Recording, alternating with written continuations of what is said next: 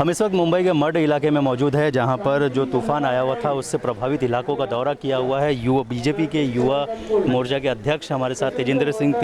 तिवाना जी हमारे साथ मौजूद है। सर, क्या कहना चाहेंगे, आज यहाँ पर दौरा किया आपने, किस तरह की परिस्थिति थी और लोगों से मुलाकात की आपने, क्या कुछ कहा लोगों ने आपसे? हमारे भारतीय जनता पार्टी के आदरणीय सांसद श्री गोपाल शेट्टी जी के साथ में कल हमने मड आइलैंड का दौरा किया था। बड़ी जो मुंबई के मूल निवासी जिसे कहेंगे हम, कोली समाज, उनके जो रोज़मर्रा के जो इनकम का जो ज़रिया था,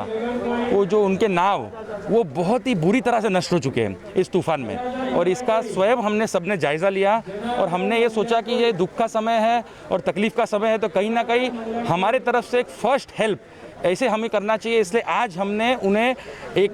सभी को बुलाकर, जैसे 110 परिवार है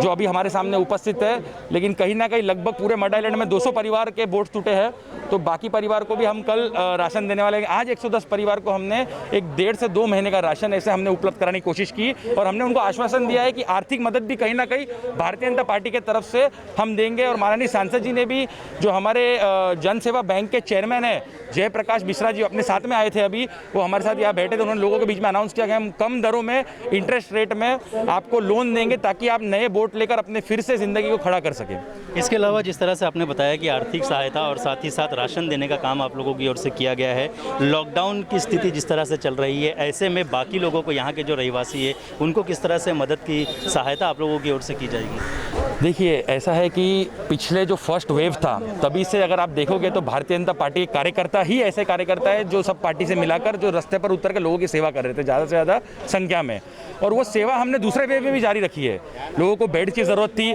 मुंबई भारतीय जनता पार्टी ने हेल्पलाइन बनाए, डॉक्टर्स हेल्पलाइन बनाए, लोगों को मदद की है, रेमडेसिविर इंजेक्शन दिलाने में कोशिश की मदद करने की। तो कहीं ना कहीं